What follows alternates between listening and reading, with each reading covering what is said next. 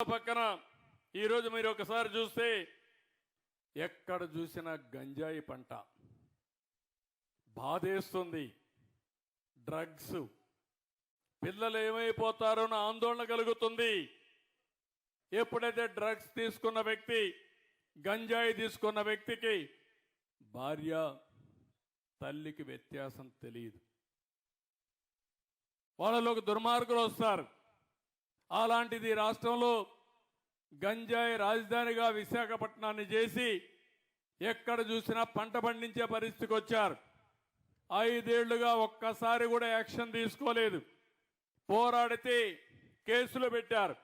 ఈరోజు నేను చెప్తున్నా, ఎవడైనా సరే గంజాయి కానీ ఎక్కడన్నా పండించిన గంజాయి తెచ్చి అమ్మినా అదే మీకు చివరి రోజున మరొకసారి హెచ్చరిస్తున్నా.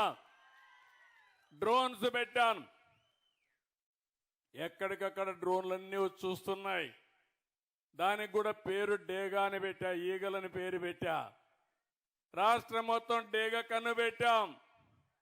ఎవరైనా సరే గంజాయి పండించినా, గంజాయి అమ్మినా, మత్తు పదార్థాలు అమ్మినా కబద్దార్ జాగ్రత్తగా ఉండమని మరొక్కసారి ఆంజనేయ స్వామి సాక్షిగా హెచ్చరిస్తున్నా. ఎందుకంటే సమాజ హితం కోసం పనిచేస్తున్నా. దానికి ఒక కమిటీ వేశాం, ఈగలనే ఫోర్స్ కూడా పెట్టాం. దీన్ని లాజికల్ గా తీసుకెళ్తామని చెప్పి కూడా నేను మీకు తెలియజేస్తున్నా. ఈ రాష్ట్రంలో ల్యాండ్ మాఫియా లేకుండా చేస్తాం, శాండ్ మాఫియా లేకుండా చేస్తాం, గంజాయి మాఫియా లేకుండా చేస్తాం. కడాన పేదవాళ్ళకి ఇచ్చే రైసు కూడా, పేదవాళ్ళకి 2 రూపాయలకి ఉచితంగా బియ్యం ఇస్తే ఆ బియ్యాన్ని కూడా రీసైక్లింగ్ చేస్తున్నారు దొంగలు. దాన్ని కూడా మీకు చౌకగా 10 రూపాయలు ఇచ్చేసి 6 రూపాయలు 7 రూపాయలు మీకు ఇచ్చి ఆ బియ్యం తీసుకుపోయి విదేశాలకు అమ్ముకునే పరిస్థితికి వచ్చారు దుర్మార్గులు. నేను అందుకే చెప్తున్నా, ఎవరైతే రీసైక్లింగ్ చేస్తున్నారో మిమ్మల్ని కూడా హెచ్చరిస్తున్నా, వదిలిపెట్టడం జాగ్రత్తగా ఉండమని హెచ్చరిస్తున్నానని చెప్పి కూడా నేను మీకు తెలియజేస్తున్నా. పేదవాళ్ళు కొంతమంది ఆ బియ్యం తినే అలవాటు లేదు కాబట్టి పోతే పోయిందని మీరు అనుకుంటున్నారు, కానీ కొంతమంది దుర్మార్గులు తయారవుతున్నారు. దీనిపైన కూడా ఆలోచిస్తున్నా.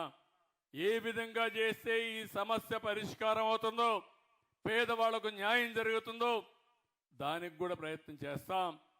ఎక్కడ చూసినా మాఫియాల రాజ్యంగా తయారైపోయింది, దోపిడీ రాజ్యంగా ముందుకు పోయారు. ఇవన్నీ ప్రక్షాళన చేయడానికి కొంత సమయం పడతా ఉంది. ఇంకో పక్కన చెత్త మీద పన్నేశారు. 83 లక్షల మెట్రిక్ టన్నులు చెత్తంతా పేరకపోయింది.